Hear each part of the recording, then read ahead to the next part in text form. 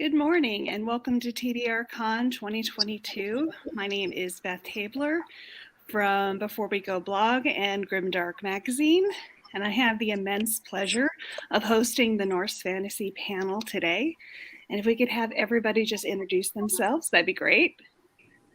Taya, go ahead. So I publish as TL Greylock. My name is Taya, however, and I don't answer to TL. So I have a Norse trilogy. That was my first series I published. It's called The Song of the Ash Tree. And it starts off with the Blood-Tainted Winter.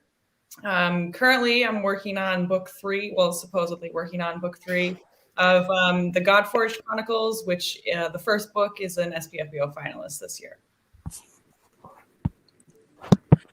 I'll go next. I am DW Ross, but you can just call me D-Dubs today. my real name is Ross, so it's kind of like Taya, but so don't call me DW, please. I'm the writer of the Onyxborn Chronicles. Currently 2 books out, the Kold from the North and The Darkest Dusk. Third book coming out in a couple of months, hopefully. Yeah, pleasant to be here.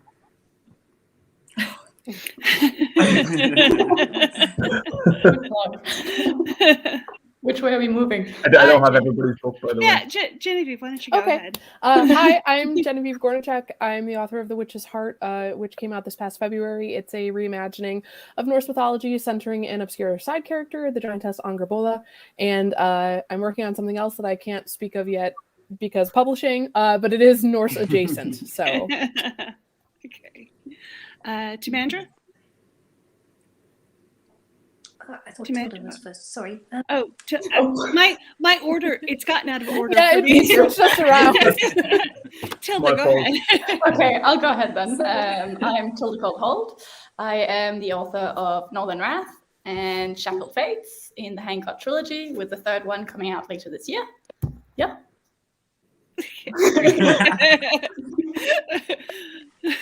Thank you very much. And I'm Timandra Whitecastle. You can call me Tim for short, it's no problem. I actually wrote a grimdark romance trilogy first, and I've recently published Queens of the Weird, which is a Norse-inspired, Viking mums go on a badass adventure and save the world. Sounds great. Ryan, you're next. Ryan. I've had a whirlwind of a morning. My name's Ryan Cahill, but Cahill if you can't pronounce it. So nobody seems to pronounce it if they're from the US, the UK, Australia, or New Zealand, which I currently am. It's 5 a.m. here, and I can't find my laptop charger, but I'll be here as long as I'm alive. My battery. Yeah, I'm still not really prepared now because my brain's all of fuzz. But I released my first book of Blood and Fire in March, and my second book. Then a novella after that 2 months later, and then my second book in December just gone there. So, yeah. Awesome. I just want to remind the audience that if you have questions during the panel, go ahead and ask them, and I will pause our questions as we go along and pop them in there. So, let's dive in. And for the uninitiated, what is Norse fantasy, and how do we recognize a Norse fantasy story versus one based on, say, Greek myth?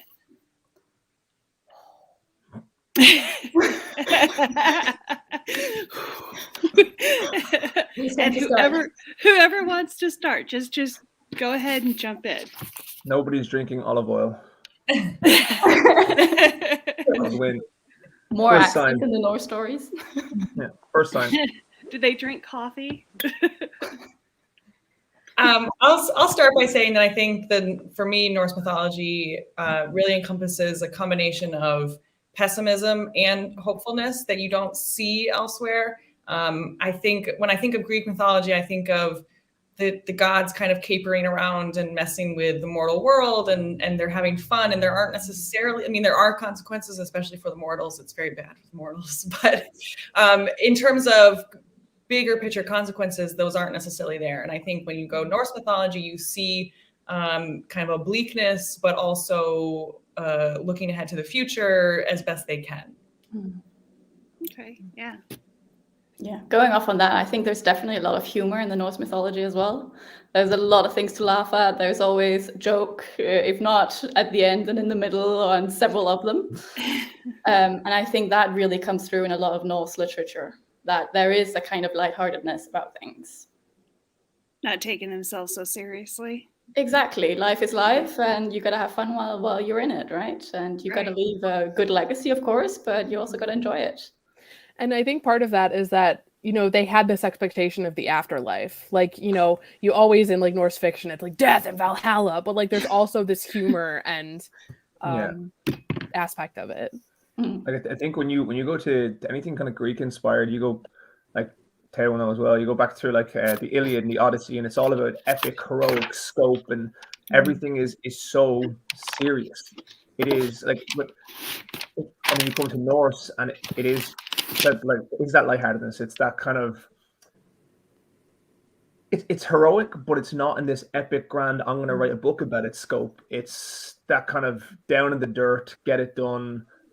It's just the scope of it is quite different, I feel. Ryan, do you think it's like, I was going to jump in after and say, I feel like it feels more real, like it feels more relatable and less fantastical, if that makes sense, whenever I see or read anything that's Norse-Inspired? For me, like, you can think of like 5 or 6 heroes off the top of your head in Greek fiction, but in Norse, it is about the gods and it is about Valhalla, but it's about the individual in the dirt. For me, like it's the single person every single time, and I think it is more real for me anyway. But I would just say, I think at the same time, the fact that we can all name 6 or 7 Greek heroes off the top of our heads is also a distinguishing factor, because in Norse mythology, yes, there is an emphasis on the individual, but we don't know those individuals, which I think makes it pretty unique. Yeah. Okay. But don't we? Okay. I mean, like, we have the sagas with the specific heroes being named. So, I don't know. I'm listening to all of these, and I'm like, yes. But there's also this element that we have like bits and pieces. So I'm not exactly sure how comprehensive, because I'm not an archaeologist and I haven't done like ancient Greek history, but like how many holes we have. But like the Norse mythology that we do have is very, like, it comes in fragments and stories of stories and bits and pieces of oral, culture that were handed down later in time. So it's like there's bits there that you can take as canon, but you can also just like do so much with it, because there are these like massive holes that you can just step in. Because that's the other question is like, is Norse-inspired always based on Norse mythology? I'd say no, because it's like it's got a specific world building feel as well. That is completely. You know what I mean? Because I think even my book, I think my books are probably the least Norse here. Mine are definitely more Norse adjacent, but they're definitely Norse inspired, and it is a lot of it is not just from the gods and mythology, but from the feel of that world, and like Taya said at the start, it's that the realistic kind of feel of it and the way they approach it, and even just the types of armor you might use or the way you might speak, or it's a whole different feel. If you go down to the just bare bones of it, they just feel different. They feel very different, the world, when you read. Culturally, it's quite different as well, so that might account for some of it, right? The cultural differences. Greeks and Norse people are definitely not seeing eye to eye culturally all the time. Basically the same. Yes, sure, there are things that are similar, and they do have, you can equate some of the gods to some things, but it's a completely different way of looking at the world, of looking at, current life and the afterlife as well. Yeah. If I could just go back to what Tim said about sort of the gaps and the holes in Norse mythology as it exists for us today. So this is stepping into the Greek realm, because I actually have I'm sort of an archeologist, and I did my... That's flexing there. She's just like... But I did my thesis on the myth of Theseus, and I did it looking at the pottery. And so we have a material evidence for Greek myths that we don't have in the same way for Norse. And I wrote specifically about the evolution of Theseus's myth over time, over centuries of time, as the changes you can see in the stories are depicted on pottery in different ways. And so I do think it's really important to note, like Tim said, that we have a different sort of material culture evidence for Norse stuff. And in part of that is, a lot of what is written down, it was written down centuries later by Christian monks and stuff like that. So that makes a big difference. Yes. Yeah. Okay. It seems like religion and the belief in gods go hand in hand with the fantasy genre in general. What purpose do they serve in fantasy? How much time do you have? We have an hour and 30 minutes. Well, actually, I'm going to correct you there because I might only get maybe an hour out of my laptop. So, I suppose because I spoke up, and now I'll start. It's gonna have to, man. I think gods play like an innumerable amount of roles. One of the very few I find, if you go into especially military-inspired fiction, like they provide a purpose. They provide like what's the easiest role of gods in history is just to provide a reason to do something.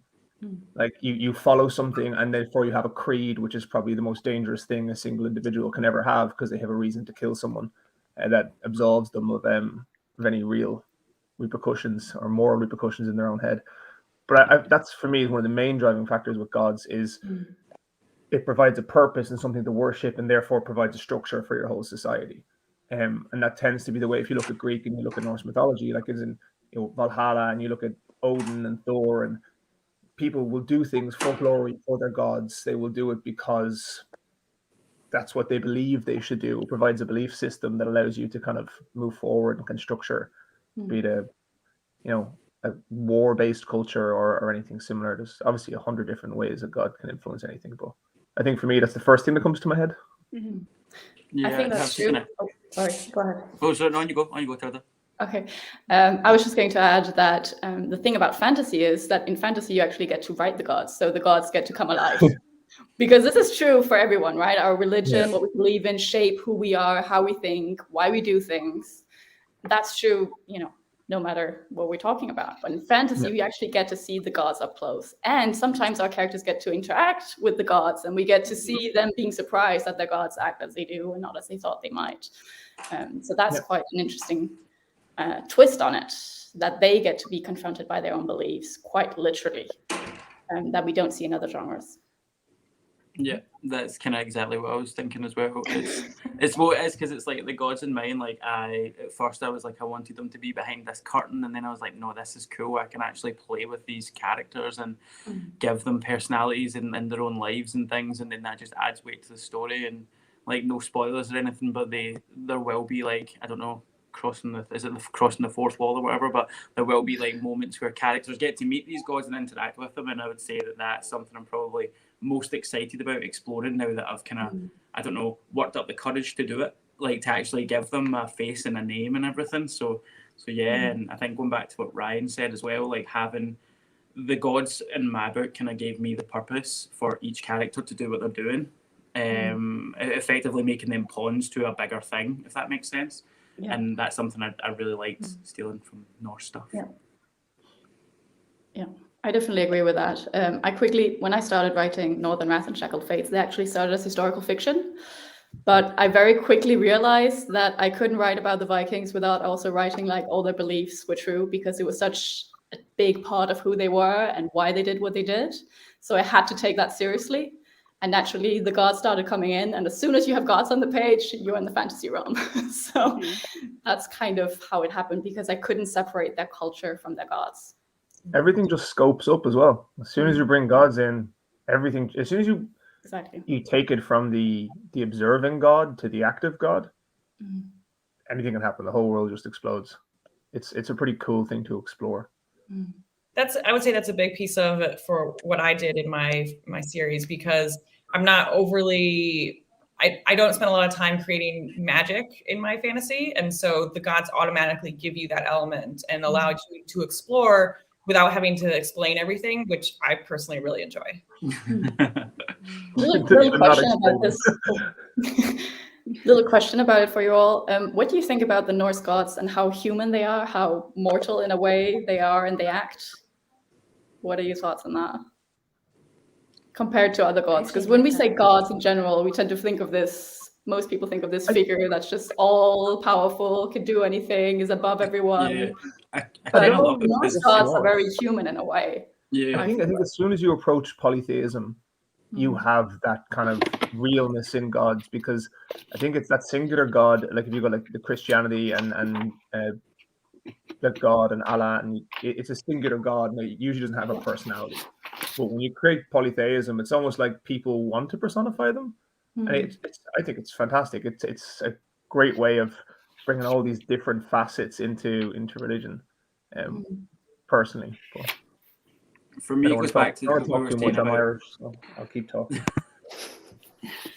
For me, it goes back to what we were saying about it feeling more real. I think it's something I can relate to a bit more because it isn't just one face, one name kind of thing. There's different kind of personalities and traits that I think as you go through life, you realize not everything is just straight and narrow. So it does help, I think, and it makes it more relatable.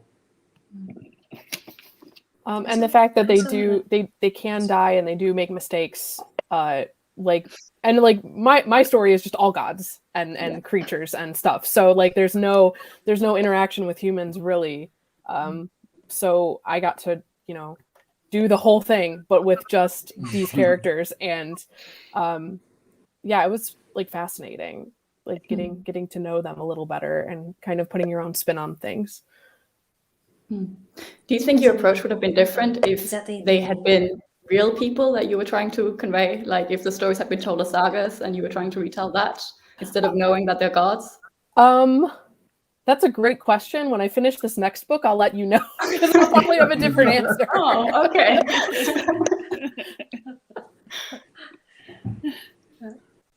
I read a really great. I was just about to.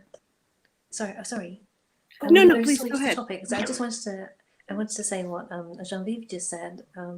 I think that's just it was going through my mind, but I don't know. I wasn't sure how to articulate it. But it's like this, that the gods are mortal. Like if you look at so we all know like Ragnarok and the end, of that system of things and the belief system. But it's like the entire time the gods are aware of the fact that they are going to die. And I mean, it's fascinating where that comes from as well. But it's just like how they say God made men, or the gods made the men, but the men also make the gods. So it's like the way we think about things is how we, construct our own sort of like deities. And I love the fact that apparently for a lot of like Norse and Germanic people, it was like, yes, these are nature gods, and of course, just as we see in nature, they're as mortal as we are, so they can die. So it's I think what Ross said with it makes it more real because it's more human. So yes, you have the epic, but you also have the the I'm a fallible human, I make mistakes kind of thing. That's great. I actually also, never would have thought about it like that before. Fantasy, mind blowing. Yes. But no, but it is. It's one of the few, like you use the word, pantheons where gods have to face their own mortality, and that changes your dynamic entirely. If it's like it's explored in like every book and every film, is that people always want to stop death, but once you stop death and you're immortal, your whole outlook on life changes because your reason for existing changes.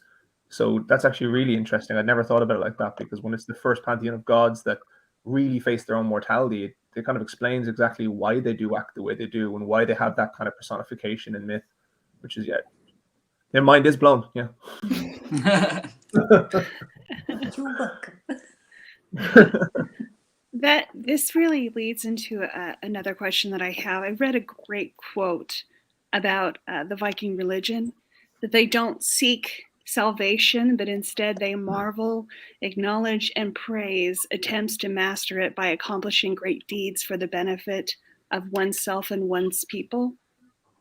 You know, so it's, as you say, it's down in the dirt. You know, and they're constantly marveling at life. Do you have any favorite examples of a story that showcases that idea best?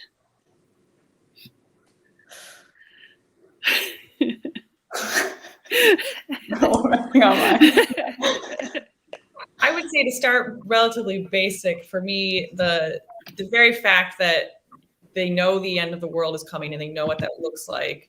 And I think Odin in particular, as the sort of chief god, he has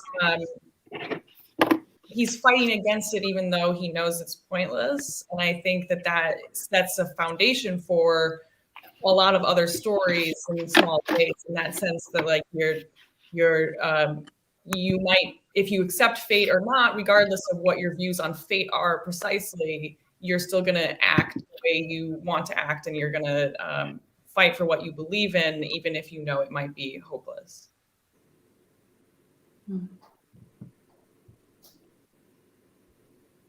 So what do you think of the story? What Taya said. Yeah. Yeah. But it is, I think it's also, again, I know I keep going back to it, but it just makes everything so relatable. Like, everybody that I know, especially people my age, get up and, like, life's a struggle. Do you know what I mean? There's no other way to put it. People go through things, and it's not always easy to get up day after day. And, like, if people go through things, it's hard. But I think that's what does make it, like, you are kind of, is it ingrained in us maybe to just keep pushing for something better? I think so. I hope so. So yeah, again, I'm just like a one-note joke here, just going back. It's relatable. But honestly, that's I think what draws me to it is just knowing that there is an inevitable end and that time is precious. I think it's kind of a lot of the stories that I've read that are Norse, that seems to be like the overarching theme, and I do think that's probably the most special thing for me to them is that escape from books and stories and tales, but the hope that comes with it. I can't not laugh, not at you, Dave. You said something really nice and succinct, but the scene popped into my head when we portray the idea of portraying the gods as mortal and living life. And it came to my head that even in movies now, even in Marvel cinema, when you go and you see the Greek gods and the Norse gods, okay? And you go back, and even Marvel and DC, and you go back and the Greek gods, and Zeus is there, and you have Heracles, and they're all mighty and strong. And then you go to Marvel, and it just has the scene of Thor talking about Loki, and he's like, and you know, I picked up a snake, and Loki knows I love snakes, and then he just, and it wasn't a snake. But that's it for me. That's like, it just shows. That's like, even though obviously that is complete, you know, but it's that level of even the same people portraying the different pantheon of gods. When they portray the Norse gods, it's fun and it's joking, and you know, Thor is the most powerful characters you will ever see in it, and he has so much potential. But like at the start of the thing, all he's doing is drinking. Like, he is just living life. At the very first film, he goes in, gets a beer, drinks it in the cafe, and smashes it on the ground and says another. And it's just, you don't see the Greek gods ever portrayed that way. Like, the closest you get is the fact that everybody realizes that Zeus is the biggest misogynist that ever existed. And that's like the closest it comes. But I think it's a really, obviously a very silly example for me compared to and yours. But that's where my head goes. No, because now my head goes to Fat Thor sitting eating pizza. So Fat Thor sitting eating pizza is like my favorite Marvel moment. So if you can portray the strongest, most mighty god and all of that kind of pantheon as just sitting in a little shack in Scotland eating pizza and arguing with like a New Zealand man made of rocks or whatever it was, then I mean, count me in, I'm going to watch it. But that still feels like Thor, though. Like, it's still just so fascinating to me that like so many people have reinterpreted the gods in so many different ways, and some of them you agree with it, some of you don't, but the vibes are still there. Like I can see mythological Thor eating pizza, like, and playing video games with a rock man. So he's a really powerful 18-year-old. Yeah. And he knows I love snakes. Classic Loki. I do think Fat Thor was one of the greatest Marvel moments ever. No, yeah, but that specific scene. And apparently, I heard a while ago that was like almost all improv. And it just broke my mind. The big That's Lebowski great. scene. Yeah. Oh, It's so great. I love life. As a writer, what drew you specifically to Norse fantasy? And what is the best part of it for you? I can jump in first because my answer is really, really simple. What drew me to it first is that I was born in Scandinavia. I was raised in Scandinavia, and I moved away when I was a bit older.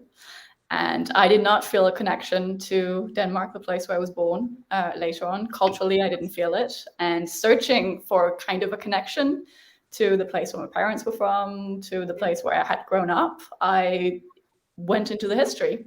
And in the Vikings, I find something that I can connect to. I find that's my culture. That's what I think of when I think Denmark. That's the Denmark I want to take with me. And so that's really how I got interested. And then, the stories are just so fun. How can you not want to write about it?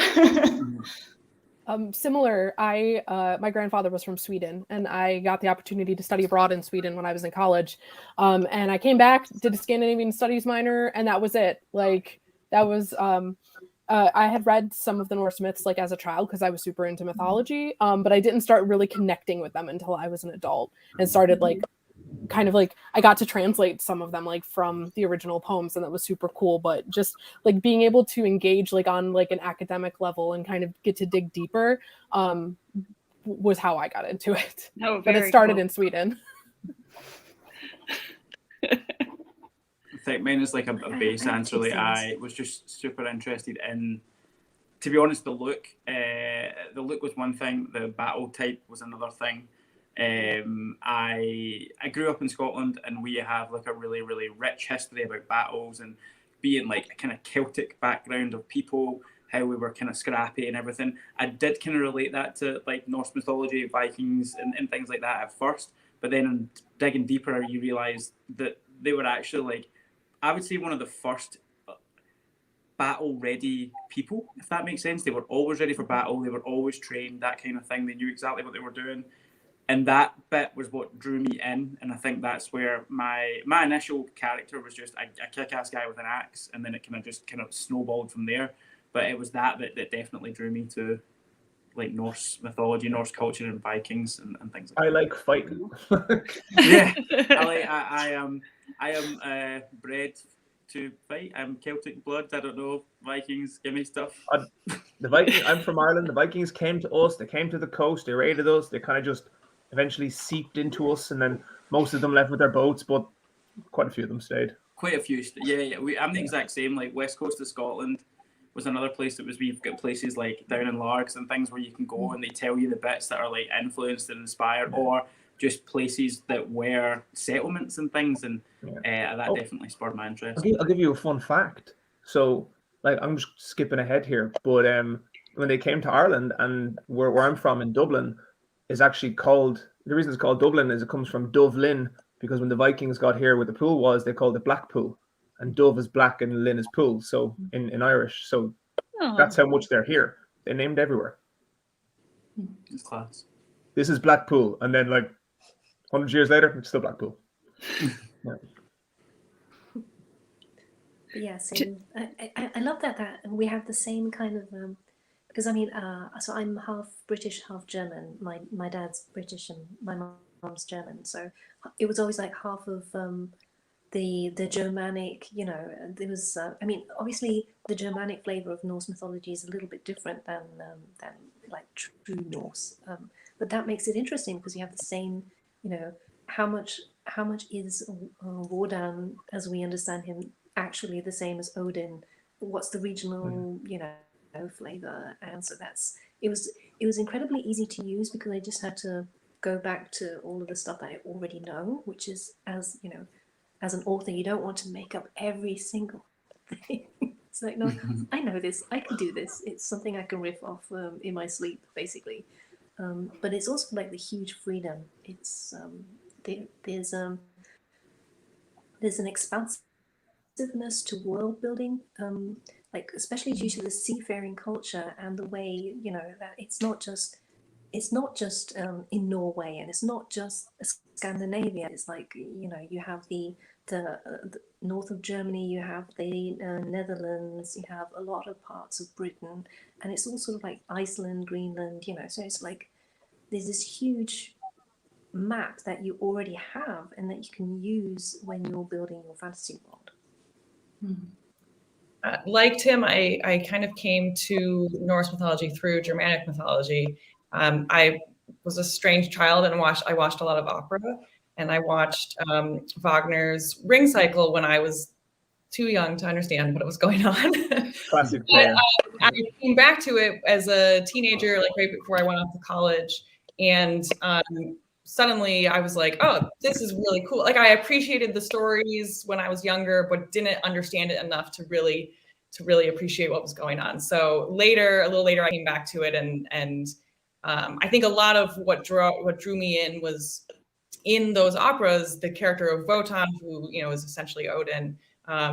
He exhibits so much humanity while also being incredibly powerful, and I think that was like sort of the key thing that brought me into that world. And then because I do also have Scandinavian heritage, I was like, oh, I want to know more. So that took me on a spiraling path into that. Am I the only one with a Scandinavian heritage or Germanic heritage? I don't. I know they're different, but Yes. I think I'm just Scottish. I'm like 99% Iron Brew. that's okay. I'm 99% sarcasm, so it works out. See, just to touch on something that Tim said, another thing that really, really drew me was one of the kind of world settings I've always loved is fjords, mountains, low plains, valleys, and I think seeing shows and seeing like things, just nature in general in Scandinavian countries, that definitely drew me more towards, oh, why is this land like that? Why does this look so fantastical? Why does this look so mythical? Even though it's just like the world, if that makes sense. But that was like a huge part. I was fortunate enough to visit Norway when I was drafting my trilogy. I think I went in 2014, so I was basically in the middle of my 18 months of drafting those 3 books, and just being able to see the fjords in person and the mountains and the way that landscape interacted with itself, because it's like, oh, I know what mountains look like, I know what fjords look like, but then really seeing it in person brought it into a light that I couldn't quite imagine as well as I would want to, and that I think made a huge difference moving forward when I was able to put those descriptions into my books. Just when you see some things in those areas of the world where you're like, that's not possibly natural because it's so amazing, if that makes sense. And you don't really get it a whole lot of places, but it seems like it's vast and there's a lot of it out there. That actually leads into a really good question. The Norse mythos is deeply connected with the land. How do you create that connection in world building? Personally, I think that the culture and the gods stem from the landscape. Like the way that you go about things really stem from where you are physically. And for the Vikings, in part, you know, Norway, things like that, with the big mountains, you're not going to be able to farm those mountains as well as you're going to be able to farm different kind of land. When you go further south in Scandinavia and you don't have the mountains, meaning parts of Sweden and all of Denmark, it's just islands. There's water everywhere. Where are you going to go when you run out of farmland, right? There's only one way to go, and that's the ocean. So that naturally makes them seafarers. And if you got to go into those fjords, you got to have ships that are able to navigate in those kind of waters and are able to navigate at sea. So that drives your technology that way, which also drives your lust for adventure, you wanting to go out and discover what's beyond, what's out there, what other islands are out there. So I think that really, it all stems from the landscape. And even though the south of Scandinavia and the north of Scandinavia is quite different in terms of looks, you know, one has mountains, the other has none whatsoever. They're all surrounded by water and very isolated. One is isolated by the mountains, so unable to communicate across those big ridges, and the other is isolated by the water. So in either case, you have to go by the waterways, and that kind of ends up building your culture. I think for me, sorry, go ahead, Tim. Ryan. Okay.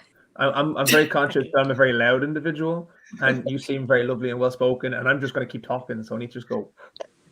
So, Well, maybe you can expand on what I'm about to say. It's like, I think the quote that Beth had earlier about the awe and the wonder is something that when you see that in the natural landscape, it's something that sort of like comes up again and again, this connection with nature.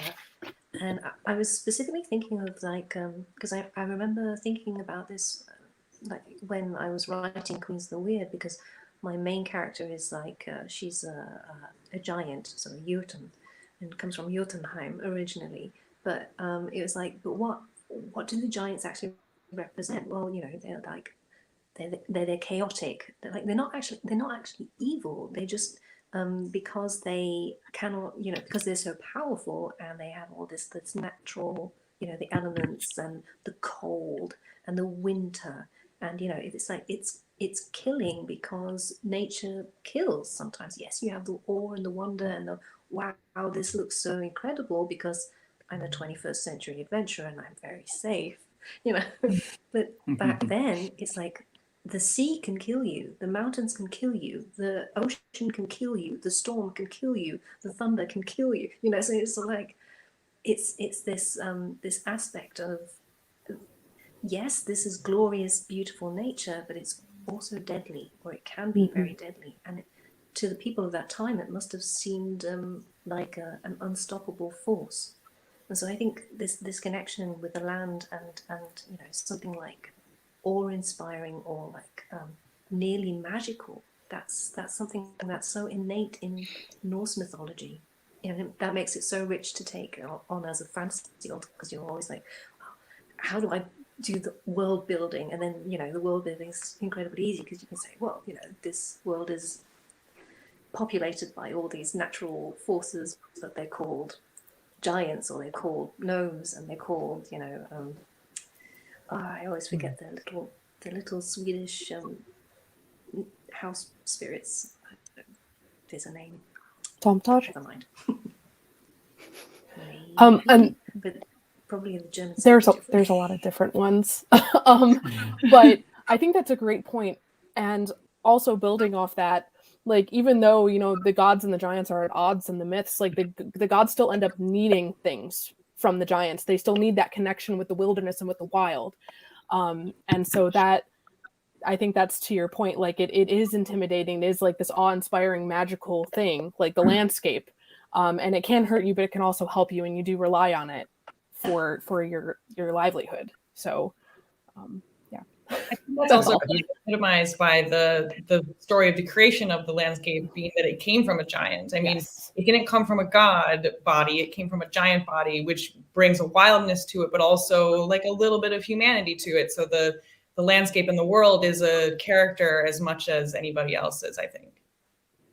Yeah, and I think, like, I know in my book, something I've tried to explore is that there's essentially 6 main gods. They go across the whole continent, but with each continent you go to and the different people in the different worlds, they see them different ways, which is something I always wanted to explore.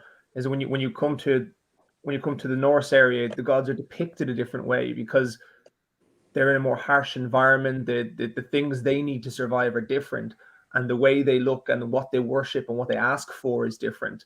So when they depict gods in statues, they look different. When they talk about them, they're for different reasons. There can be general things that go through, like one of them could be, you know, the one who welcomes people after death, but whether she is kind or whether she is cruel depends on where you are in the world. And it's something that, for me, like when I come to the Norse-inspired areas, the gods are kind of viewed as more real, tougher, kind of more harsh. And when I come to essentially who are my dwarves, who they worship as the leads of the pantheon completely changes depending on their needs. So they don't always have, say, the Zeus as the head of the pantheon because Zeus does nothing for them.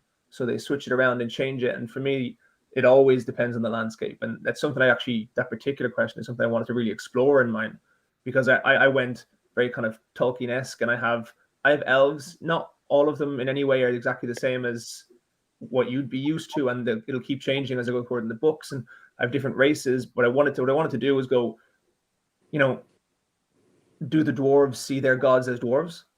or do they see them depicted as humans due to the way the culture has impacted them over the years and that kind of thing? So I think, yeah, like your environment massively affects it all. It's a kind of small little detail that's, maybe I have like kind of like the iceberg theory. So there's this much shows in the book, and then I have all this in the back where I go, oh, I'm exploring the shit out of this. Right. Yeah. Okay. That got awkward and quiet. Point it out when it's not awkward. Norse fantasy has gotten very popular in the last 20 years or so. What do you think has started its renaissance, for lack of a better word? So many reasons. I think one of the biggest ones that I can see really obviously, which definitely isn't just it, but when big movies and TV shows pick up something, it goes crazy. One of the biggest shows that's happened in the last 10 years is Vikings, and even before then. And then again, you go to Marvel. Yeah. Marvel has probably one of the biggest cinematic scopes in the world in regards to how many people watch it, and you bring in Thor. And then they go, oh, everyone likes Thor, so we're bringing in Loki and Odin, and we're getting deep and down into them. And I think that's been massive. That's been huge. The amount of Viking-based shows, and even you go the other one, is it Bernard Cornwell's books? The Last Kingdom was quite big as well, and all of that is all Viking influence. They're exploring totally different aspects of it. One is very realistic, not realistic, but it's based off history. A bit more tightly, and you're going through when you go to Wessex and they go through kind of the British history, whereas Vikings obviously is technically based off history with Ragnar Lothbrok, but not as much. All of it did happen, but I think there's less when you kind of focus in on this one person who is, there's a bit more going on there, but it's still very, very, very cool. But I think that's been massive, hugely influential in people's uptake in kind of Norse literature. Because I think our society works visually first, and then they kind of go, I want more of this. Yep, and all of these things kind of happened around the same time too. Like Game of Thrones, Vikings, Marvel's Thor all came out, I think, 2011, 2012. So it was this sudden influx of Norse fantasy, medieval. It kind of coincided with this kind of revival and rebirth of fantasy, and I mean more in a cinematic realm. It's always been there, but I think if you even see now, look at Netflix, look at Amazon, all they're doing is soaking up fantasy. They're just taking stories and producing them again and again and again and again at the minute. I think, the last 10 years, I think Norse has just happened to be one of those ones that's really, really jumped with just a bit of luck and a few different things that have happened. But I think fantasy itself, from a cinematic perspective and what people take up, has just jumped massively in the last 10 years. I think as well there was just I think as well there was a big gap in the market, because I remember growing up, everything was medieval. Do you know what I mean? It was in England, and you had your Robin Hood, Prince Thieves, you had Braveheart, Kingdom of Heaven, it was all that kind of same period. I think they'd kind of done it to death, where you were seeing every third or fourth month there was a new movie with a crusader on the front of it, and I think people just got bored and they just needed something new. And I think even what Ryan was saying as well, I think it got thrust in front of us in such massive channels. I remember even the title, Thor Ragnarok. How many people would have known the word Ragnarok existed, never mind what it meant, before you plastered it in front of a whole multi-generation popular kind of series, and then the next thing people get hooked and inspired and interested. So yes, I think there was definitely a big gap in the market, and I think it's probably one of the coolest pieces or parts of history that you can look into. I think there's a whole lot of diverse things. Just as a pop in there, my laptop might die, and I'll just switch to my phone, so I could pop out and pop back in again, because my life is a shambles, and it's difficult to search for a laptop charger at 5 a.m. when everyone's asleep. But just in case I disappear, it's not because I'm running away. Just building off of what Ross said about kind of the historical aspect of it, I think too, there are two key elements of historical accuracy that have kind of become more prevalent in our general consciousness. I think one is that the Vikings went everywhere, and they went to Constantinople, and I think that people, maybe it's a combination of all these properties and stuff like that becoming popular, but I think it's that explorer element and the impact they left behind in all these places we are more aware of now than we used to be. And then specifically, an example of that is the fact that we're more aware now that Norse explorers went to not just Greenland, but Nova Scotia and Newfoundland and stuff like that. So I think that element of historical accuracy, which is also really exciting and fantastic, I think kind of helps build onto why we like them so much. Sure. I view the Norse like I view the Irish. There's more of them everywhere else than there is back home. The book that got me interested, did you guys ever read Eaters of the Dead? No. That title's going to scare a lot of people. I think it's a Michael Crichton book, and it's based on the legend. It had I think he's an Arabic explorer come to a Viking band, and then he learns the language. You know what I'm talking about? And he learns the language. I've read it in German, Der 13. Krieger, it's called, the 13th War. There's also a movie. There's with Antonio Banderas. Ibn, what's his name? Ibn Fayed? I'm not sure. Somebody put it in the comments. Somebody knows. 13th Warrior is based on Ibn Fayed. Yeah. I've seen that on Netflix. If it comes up, things you should watch. Yeah. So that's a retelling then of a real historical event, right? Yes. We're on the same page. Well, his depictions of the ones that he was with are what we have now. A lot of the stories of what we have now about how Vikings were then. That makes sense. I love the contemporary sources are from Arabic sources, from what we have. Otherwise, it's things written down much, much later by the people. So so if we're trying to look at them at the time that they were actually there, then that's probably the literary sources that we can point the most towards. That's what got me interested. Just wondering if you guys had read that.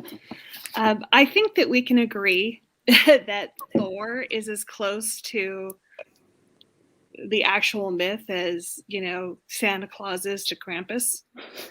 And how does an author walk the line between representing a historically accurate myth and the popular Marvel Comics kind of version that the public has?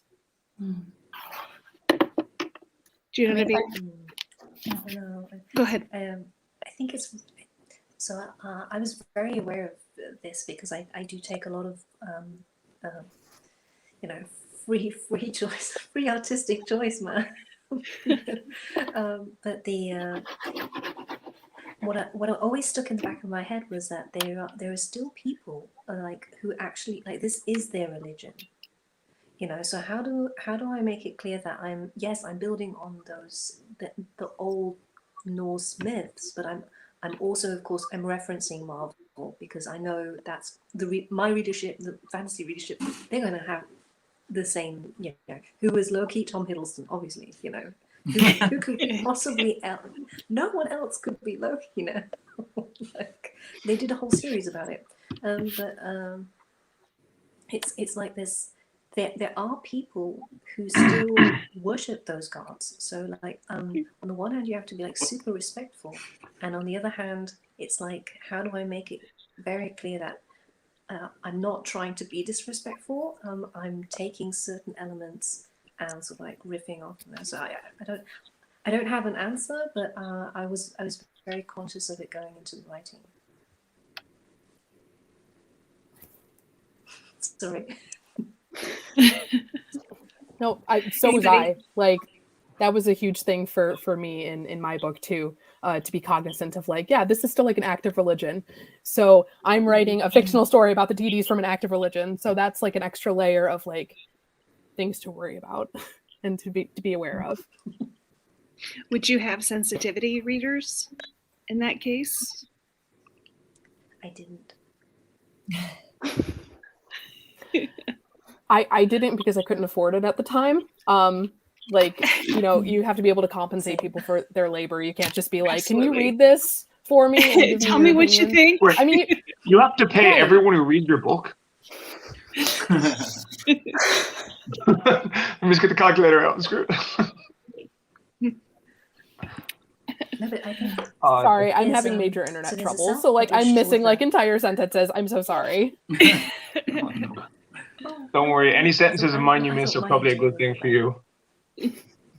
Tim, what But were you saying? there's an indie author, self-publisher called Bjorn Larsen. who Yes, Oh, yeah. love him. So Love he him. writes, yes, he's great, and he has a so he writes obviously about Norse mythological stuff, but I think he actually is a believer. So it's like he has a very personal connection to the god Thor, and I think that's like something that I was aware of, and I was at least I had it at the back of my mind. So I'm sort of like, how can I write this so that someone who has that deep faith can see that I'm trying to be respectful, but I'm also like, I don't mean their God. I'm not, so I that's think, but he's the only person I can think of. I don't know. Do we know anyone else? yeah, because it's an interesting one. Like I think personally, unless you're trying to write some kind of historical fiction with mythology elements, I usually find it's kind of inherent in that way. In my head, when I'm reading, I always find it's inherent that they're not writing about that specific god, but just an interpretation for the point of fiction.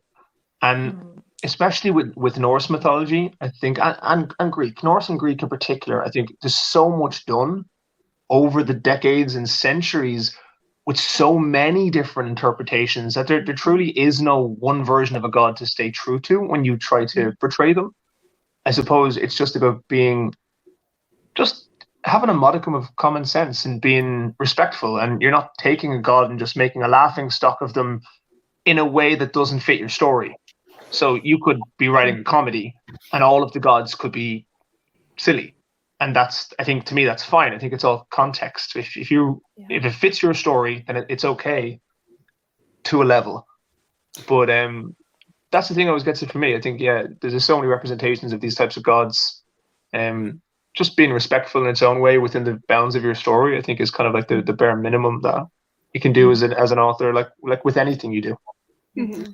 And I think going back to what we had earlier as well, with the humor of the Norse gods, I think people who are Asatrona, who do believe in the Aesir, have more of a humor about it and are a lot more forgiving and just excited that someone else is exploring the pantheon and the gods, and that there's more content out there for the most part. But obviously, the more you get closer to actually telling myth or to actually telling real history, the more you have to put in the effort to do the research and try to get things right and really, get down into it. I was also conscious when I was writing that series of the fact that there is a significant segment of the global population that has appropriated the Norse mythology for negative purposes. And I think I was going to bring that up. Yeah. Yep. I definitely wanted to make sure that I wasn't giving them any fodder for what they believed in. I wanted to portray the more accurate version of like you said, it's a thing that people still believe in, and the real thing is not a bad thing. And so that was definitely on my mind when I was writing. Co-signed. Yeah. Yep.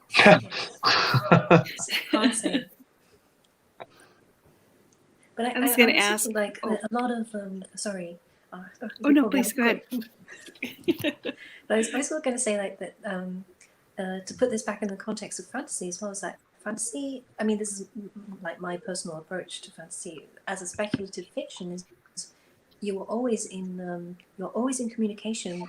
Like there's always a dialogue between like you as the author and the culture around you. So it's like, yes, of course, I'm telling the story about, gods and heroes and magic, and I'm using all of the fantasy tropes and, the epicness and the battle scenes. But what I'm actually talking about, like what I'm trying to say is this is what the world is as I perceive it. This is how I feel the culture is around me. Or like this is my viewpoint, and so I think this aspect of dialogue is hopefully it's still there. It's like everything. Yes, it's fantasy, but of course I'm writing in my time, And I'm a product of my time and my culture, so it's like I have to honor that as well. Yeah, like fantasy, nothing exists in a vacuum. Even though you could be writing a historical fiction about the Viking Age or about the Norse myths, but we're still writing today, and our audience is going to have today's perspective. And I totally agree. And to expand on that as well with the Vikings, I feel like there's so many things being discovered today in archaeology with the Vikings, so many new things that you're going to make mistakes if you try to stick very, very close to it. It's just going to happen because in 10 years, they're going to discover something new and, it's going to shift our entire conception and idea of who the Vikings were and how they actually lived their lives. And that's just how it is. So we have to do with what we can and try to fill in the gaps the best that we can. I'm still waiting for like a lost Edda to resurface. Like it's in somebody's attic in Iceland somewhere. Like just, something. I just, like you said, like I feel like something is gonna just blow our minds one day. Like some lost text or artifact that we're just gonna be like already with Vikings. Right? Yeah. Oh, I love it. But I also hate it because like once you put a book out, it's out. Well, actually in the indie world you could change that stuff. Okay. Yeah, I wouldn't do it. I wouldn't do it too much because I think if you change chunks of story, it kind of defeats the purpose of what you've done. But typos. What someone said a while ago, what's the biggest advantage of being an indie author? I was like, well, if I make a typo, I can fix it. You just fix it. Number one advantage. What are some exciting rabbit holes you guys went down for research? The same question as earlier. How much time do you have? Like the shit that I have Googled. Yeah. Holy crap! But even I have spent remember when I started? I spent like an hour just because, like I said, my world's kind of more Norse-inspired. There's a lot in the Norse, like even like the language that I use in the world is all rooted in Old Norse and also Danish now. So I'll take a lot of my words to different parts and construct and do different pieces. But like I spent like an hour trying to find out what types of like shovels could be around and what would they use and what kind of handles would they have, what they'd be made of, what would they be used to hold, would it be nails, would it be this and that, and stuff that you should not spend an hour Googling. I did the same thing with many rabbit holes. I did the same thing but with door hinges. And then those paragraphs ended up being deleted from the story anyway. So. But you have that knowledge now. So if you haven't spent at least an hour researching the different ways people will use to go to the bathroom at that time, you're not bothered. It's like because your Norse god did not sit down on the toilet. It did not happen. No. And how often do you even bring that up in a book? But you need to look it up. Like that's I think one of the early episodes of Norsemen on Netflix like had like a what they call it, the shitting log or something. Yes. That's brilliant. Yeah. So I hope lots of people watch that one. That sounds great. No, what I wanted to say was so one of the things that I did actually end up. So I was doing some research and I found like the Heimdall, as you all know from the Marvel movies, the guy in the golden armor who watches over the Bifrost. Idris Elba, actually, yes. No. So he, in Norse mythology, has 9 mothers, and they are all named as mothers of Heimdall, and one of them is called Isla. And as far as I could find, because I was doing research because I wanted to have I want one of the mothers, because my book is about mums, and so I had I want one of the mums of Heimdall to be in this book, just as a nice in reference, so people who know Heimdall will probably get it. And so I was researching and I found that her name either means the stormy one or the one with testicles. And so I thought that was because that's the same thing. It's the same. It's the same. And I just thought that's great, because then all of a sudden you have this whole okay, but why is someone with a name like the one with testicles? mentioned as a mother of Heimdall. And of course, being in the culture that we are with, a lot of the LGBTQIA representation, I was like, right, I am going to do this. And I'm taking this. Stuck into my book, and it's like it's in there for everyone who knows the story. It's like as a wink, and I thought it was such a great detail. I couldn't not include it. So it's definitely going to be her. Going off the rabbit holes for research. Biggest rabbit hole I ended up in was sailing with a Viking ship. Please tell me you hired that Viking ship solely for the purpose of research. I did not hire it. It's a Viking warship. It's the largest reconstruction in the world, and I've been on it for weeks and weeks and weeks. And that started this just as a little research. I was down at the museum. I just wanted to see the ship. I knew that they were sailing it sometimes, and I thought, maybe I could go out for a trip with them once just to see how it lays in the water. Suddenly, I was raiding the coast of Britain. Suddenly, I was sitting there rowing, going away from shore. How did I end up here? What happened? I bring it on. That was my biggest one, and it's been a great hobby ever since. I keep going back, so yeah.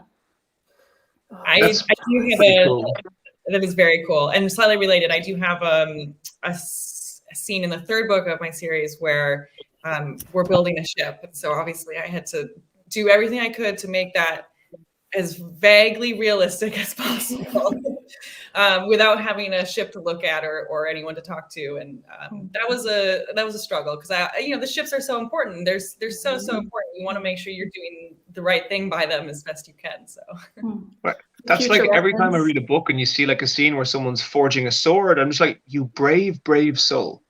Like all you have done, you opened yourself up to somebody. One person in a million reads your book and goes, that's not how you build a ship. Yes.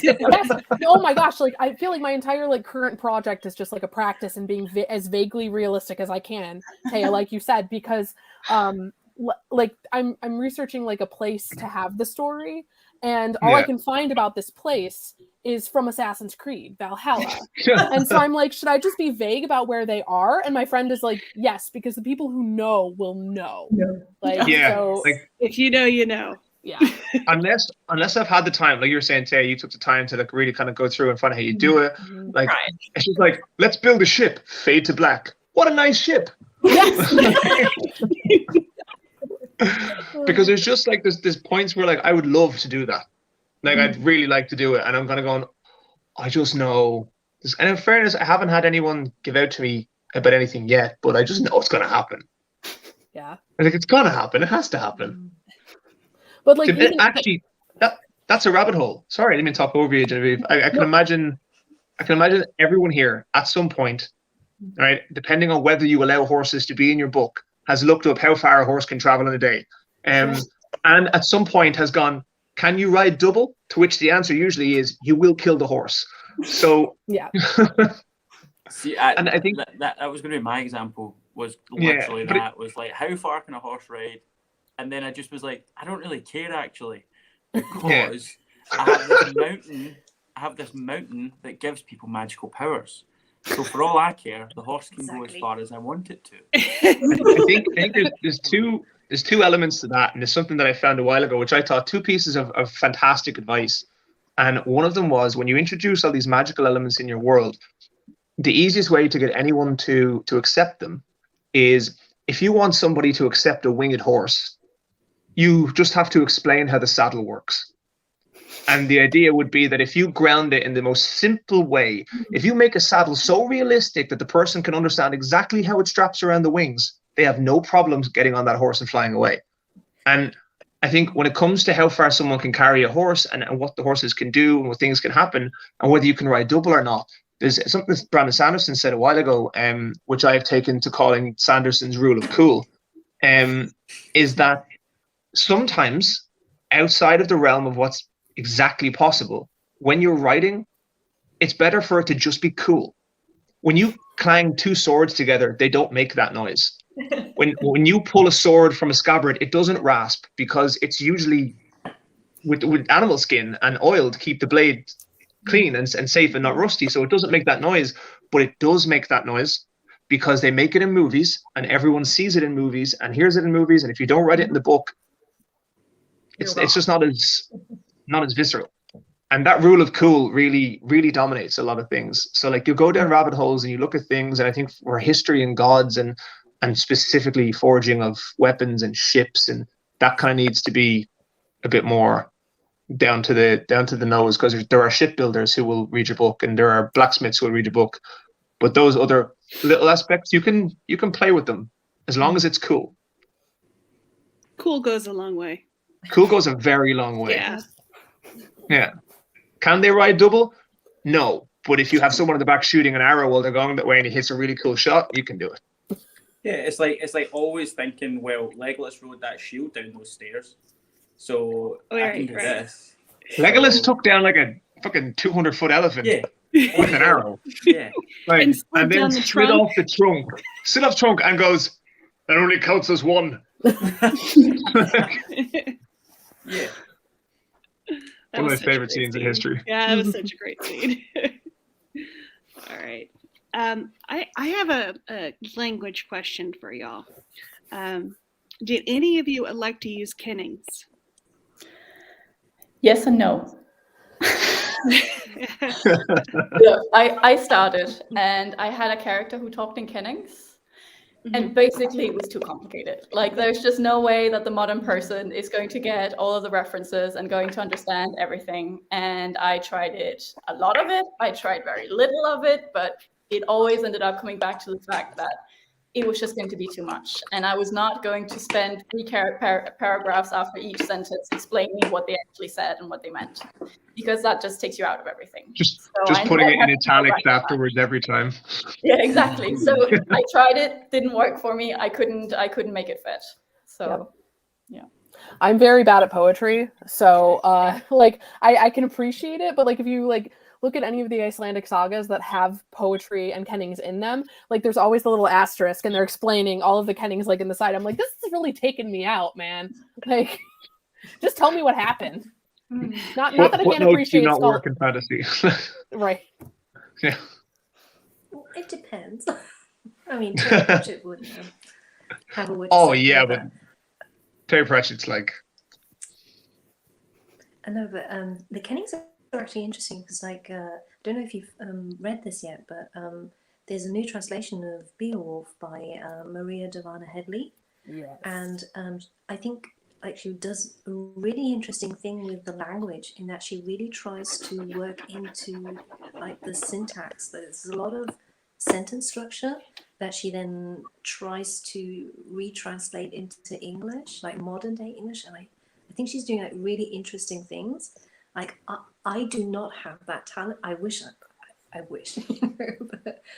it was so impressive. And what I did do is I instead of using Allfather for Odin, like this is a very dumb and very simple example, but like instead of using Allfather for Odin, I often put in Valfather because he's the father of the slain, and I was sort of trying to build up to a certain plot point that I knew was coming. And I had my editor read it and he was like, why don't you just call him Allfather? Like I've deleted all of the Valfather because that just does not make sense.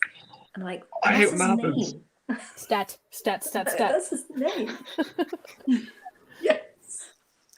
And, you know, it's one of his very many names, but it's like I was like, yeah, that's because he said the reader won't know that. You can't assume that the reader knows, you know, all of the names of Odin. So I was like, oh. But as long as you explain it eventually, like readers aren't, you know, readers pick up on things.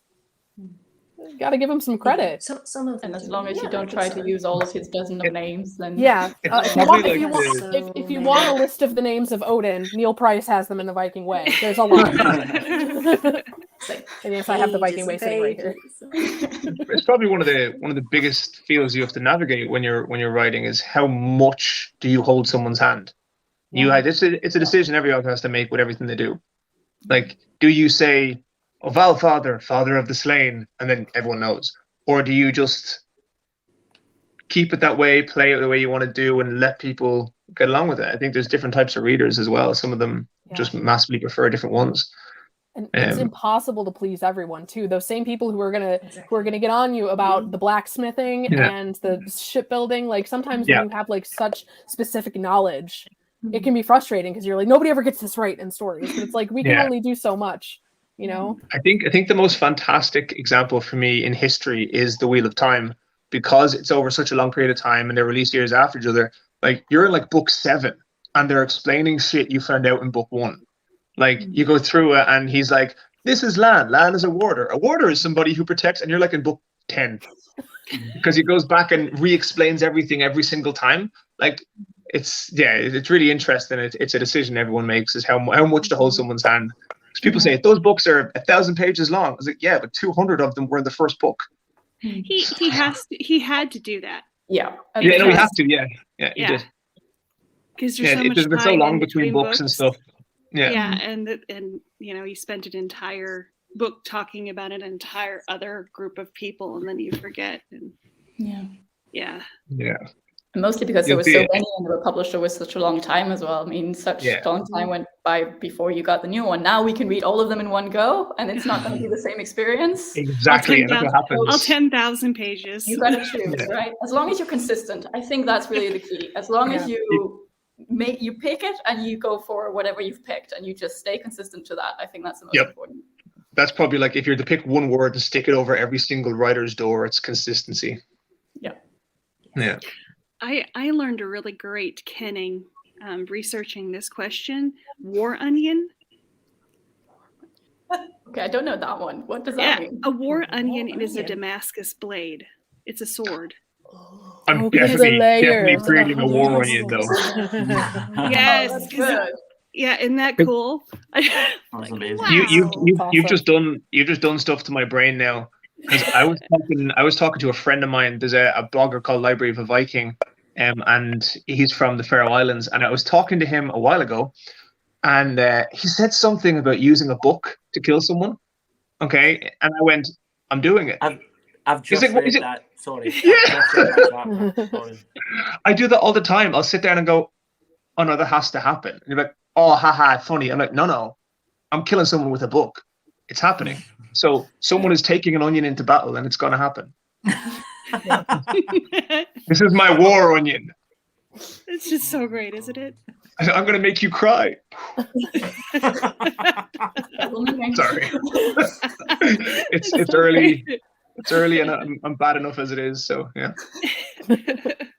And what do they call blood? Battle sweat.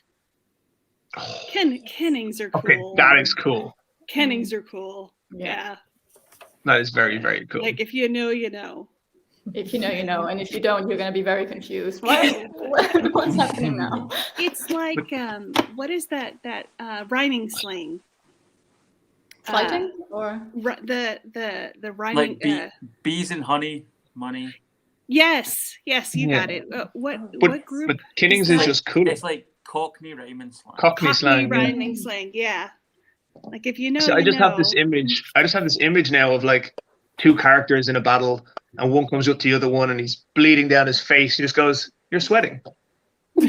I just love that. That's so cool. I'm gonna go off on a tangent in my brain. I'll see you guys in a few minutes. So speaking to those who have battle scenes in your books, how did you structure your battle scenes, and what kind of research did you do into Norse culture to create those scenes? How long do I have? Yeah. I'm a reenactor, so I literally just asked my friends, and they told me more about weapons than I ever wanted to know. So not fair. Yeah.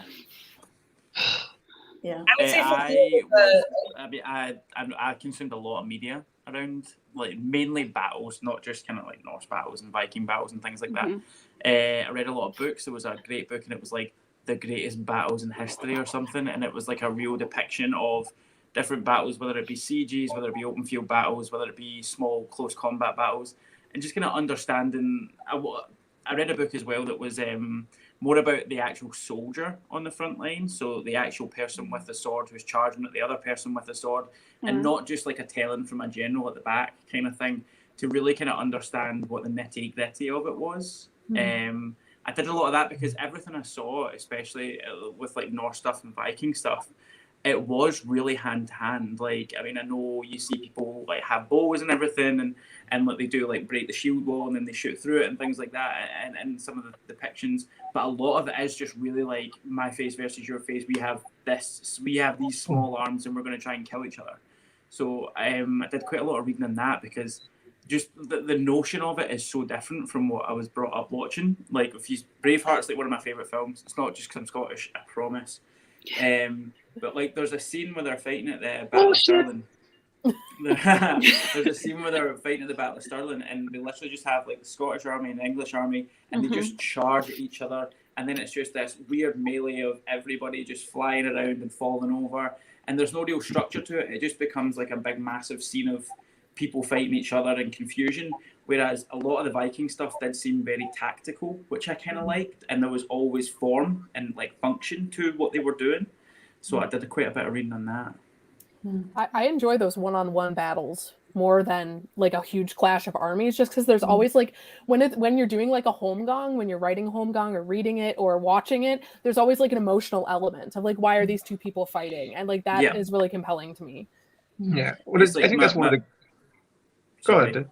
No, I was just going to say, it's like, I know we're going back to like Greek stuff, but one of my favourite battles ever on a movie or anything like that was Achilles versus Hector and Troy, and it's when the two of them are like fighting just outside the gates of Troy, and it kind of goes back to what Genevieve was saying, where you understand the emotion of it. There isn't a lot going around you that's going to steal away your attention. It's just the two of them, and it's actually, to me, probably the best fight scene, like small or large, in the whole movie. So I'm definitely backing that, Genevieve, or as you would say, sorry, co-signed.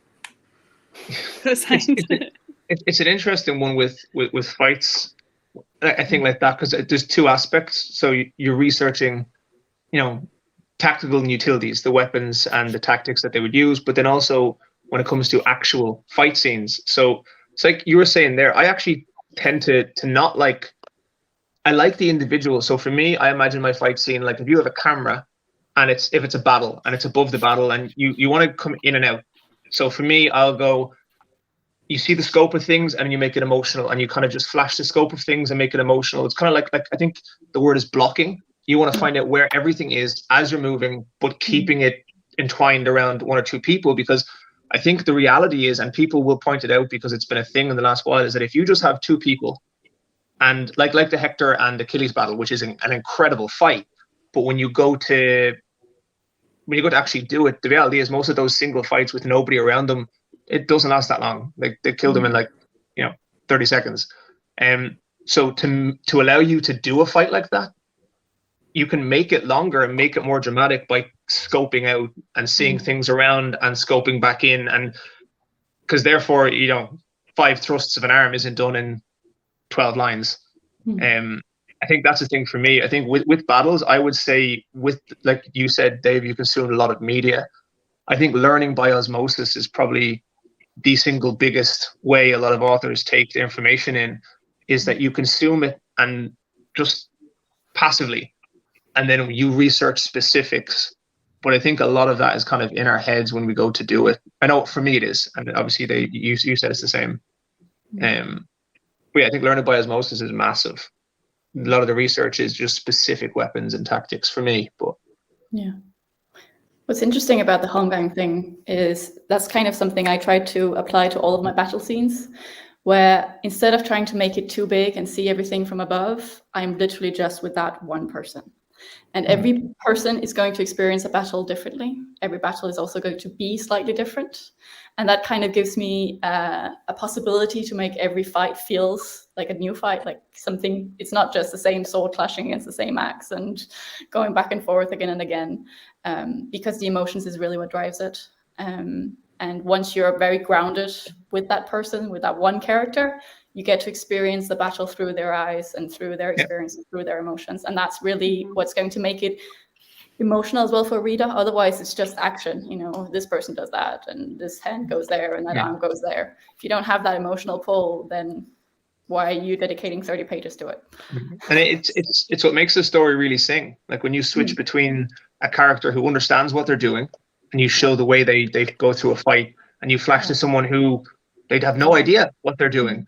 And you know they lose grip on their weapon and they trip and they don't know what's happening, and that's what really shows when an author is really taking that difference between each person and how they approach something, because everyone wouldn't approach it the same. No, the same battle is going to look completely different for the 30 people who fight it. I mean, completely different. Exactly. Yeah, that's a really good point. For the audience, we're kind of getting low on time. I have one question left I want to ask them. So if you have any questions, ask them now, and we'll ask the panel. So my last question is, Norse culture embraced gender roles that were different than what we normally see in Western fantasy in the past. Did you write your stories to reflect these roles, or did you write characters in a way that would be more familiar to like Western audience? I very much went with the research. So I very much went with the, the awesome, can be fighters as well, and they can own land, they can own things, and there are many different possibilities, and you can do whatever you want, like a bit like the Norse were, just live your life. Yep. That's how I look at the Norse. Live your life, and all be fine. Part of the reason for me why I love that Norse inspiration. I think that's one of the best parts. I've said it before in another panel. I think when it comes to the gender roles in fantasy, in particular, myself, I kind of go, oh, I have an opportunity to not do that. I have an opportunity now to write the world. It's fantasy. I want to write it the way I think it should have been, and represent that new 21st century influence. And I love that in the Norse one, when you go back to Norse mythology and Norse influence, they were already doing it. It might not be where we are, and nothing is ever perfect, but when you're writing it, you have the opportunity to do that. And it's what I've always wanted when I'm writing the book. Like, it mightn't always seem like a massively overt theme, but I think when you make it an overt theme, that can be more difficult. But when you just make it a neutral fact of the world, just there, it doesn't need to be discussed. The gender role isn't there. It is the same. You might naturally have some women who are more maternal and some women who aren't, and some fathers who are more paternal and some who aren't. But that's different. But in the general scope, I think, that's part of the reason why I love the Norse influence on it. Is for some reason people can argue in other fantasy that a woman couldn't do that, she couldn't do this, and then all of a sudden you go to a Viking world, she pulls out an axe, stabs some guy in the head, knocks some other guy's teeth out with a shield, and you're like, oh, that's cool. Like, I don't know why. When you pick that influence, people accept it more. But like, the reality is, like, you should accept it anyway. I definitely did that when I was sort of like, well, not even drafting this. I was just sort of imagining the story. I knew I wanted to write about mums, and I was trying to figure out what the story was. And I was just like, a Norse-inspired world just gives me that option of saying, and here's a character who is a vastly competent warrior, but she's a woman. And most people who read fantasy would buy it because you've got Lagertha, and you've got Thorn, and you've got in Marvel you've got like Valkyrie. So it's not like the audience. It's not like you have to persuade the audience. Yes, this is a special woman. She's one of a kind because she's trained in the medieval school. Oh no! It's like you can just drop that and say like, okay, just everyone exist. has a little bit of shield maiden training. Like, these are women who are very competent. Like, it's not just Eowyn who is on her horse and because she has the, it's like, no, all of the women. It's like the line that Eowyn says to Aragorn in the movie, which is taken from Tolkien, where she says, the women of this country have learned long ago that even those who don't have swords can still die on them. And it's like, excellent. Yes. Yeah, no, I'll go with fantastic. that. We have Tales a with Mr. question. Tolkien. Oh, right. If we have a question. If you write from any Norse deity's point of view, which one would you choose? I think Loki for me, because I don't know, I So like the much idea fun. of sometimes writing somebody that's a bit of a prick, if that makes sense. And I feel that you could have a lot of fun with Loki. I think there's a lot of them. I mean, I know when we're talking, like what I was saying about humour and everything, but I just think there would be a lot of like boundaries you could push with Loki. He'd just be so much fun. I think you'd be hard pressed to not pick him if you go off the top of your head and you're not dipping down into other kind of deities and different names. The big few. You'd have so much fun with that. It's The amount of interesting things you because could Loki's do. the one I would not pick.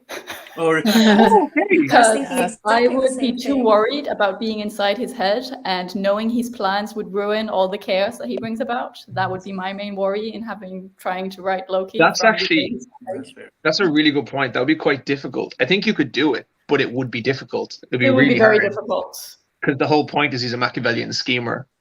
So yeah, that's a really good point. I think I would like to write Scotty. Yes. She's both goddess and giant, and she's like the goddess of skiing and winter and mountains and cool stuff like that.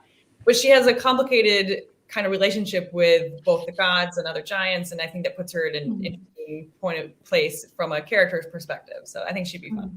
I'm in a What's weird that place number one rule? for Conflict is everything.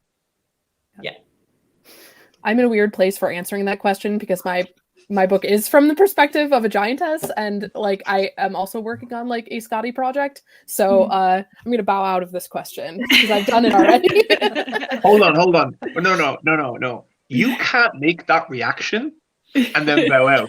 You can't go and then bow out. Why? Because I said Scotty. I'm We'll give you a pass. Thank you. All right. Well, I think that's I'm gonna about. go with, sorry. Sorry. No, please go, Tim. It's my Please go. It's your turn. Absolutely. Yeah.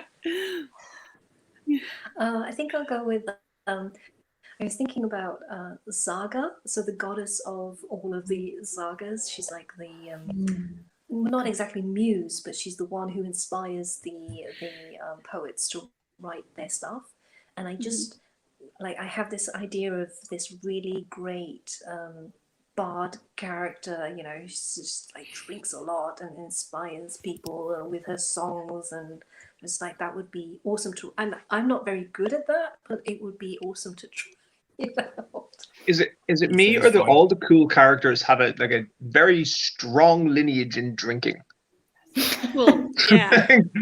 And what's like super interesting about writing from the perspective of like a god or goddess or giantess or like one of the individuals in this mythology is that for some of them we know so little that if every single one of us could write a story about Scotty or Saga or any of these other characters, and it would be a completely different story every single time. Yes. Yeah. But that's also true of the ones that we know a lot about, because That's every very writer true. is completely different and is going to approach it differently and interpret things completely differently. Yep. I There think are one of Loki the- stories out there. For Yeah, example. I Like, it's think been one of done. the differences, though, Definitely has been done. I wouldn't dare try, but like one of the differences, we do know obviously you can every author will write a different story, but at least if you do like Scotty or you do something that's less up there, you have less inherent conflicts you have to pick. So like when you're Thor will always have Odin, and Thor will always have Loki, and you'll always have those conflicts that you're expected to have in the stories. Whereas at least when you pick a different one, you can kind of go where you want with the conflicts. You can, because if you don't know as much, you can create them. Whereas you kind of have a few preconceptions when it comes to, like, I suppose the big guys or the big gals. 100%. Well, on that note, I've got to wrap up. Oh, And shucks. I know we could seriously just keep talking. This We- has been this Yeah. has been an Yeah. excellent panel. Everyone here likes fighting and everyone likes drinking. I just You're all want great to people. thank everybody for coming and all of our audience for watching live. Thank you very much. And if everybody could just say, you know, what they got going on right now, and say where we can find you in the future, we'll end on that note. So Taya, if you want to go first. Sure. You can find me on Twitter at TL Greylock. That's where I spend probably most of my social media time. Yeah. Like I said at the beginning, I'm supposed to be working on book 3 of the Godforge Chronicles. Book 1 is an SPFBO finalist. Book 2 will be out sometime this year. Yeah, that's pretty much it.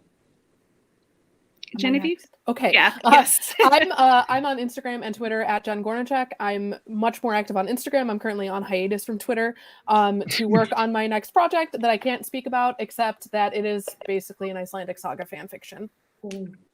Cool. All right. Thor Odinson. Yeah, I was wondering if somebody would call me on that. Everyone's just ignoring it. Everyone's like, we're not justifying that with a response. We're just going to leave it there. I'm just going to say I won, Taya, by the way. You didn't put your name down as Odin, so I took it. Yeah, so my name's Ryan, or not technically Thor. Currently I'm writing. I'm a bit of a glutton for punishment, so I'm trying to get 2 novels and a novella out this year. Both novels above 200,000 words, which would be interesting. But I'm currently writing a novella now, which I hope to release in the next 2 or 3 months, and then I want to get book 3 of my series out in late summer, and then I'm gonna have another scramble to see if I can get the 3rd one out by New Year's. You can find me on Twitter, which I make sarcastic comments to everyone at all times, and Instagram. I have my own website, which is cool. I always mess around with that because, you know, what better way to procrastinate than productively? So, you know, I find that's cool. So yeah, I thumb up. I don't know what to say. So Tim, go ahead. So I'm on Twitter and Instagram, like most of us probably, at Tim Whitecastle. I also have a website that you can subscribe to my newsletter and collect your free novella. That's not about Norse mythology, but you know. it's free though. And because I am in between projects and don't really have anything to plug of my own, if I may, here's a small Norse trifecta that might interest you, and it's Lyra Wolf, Truth and Other Lies, which is an awesome Loki telling.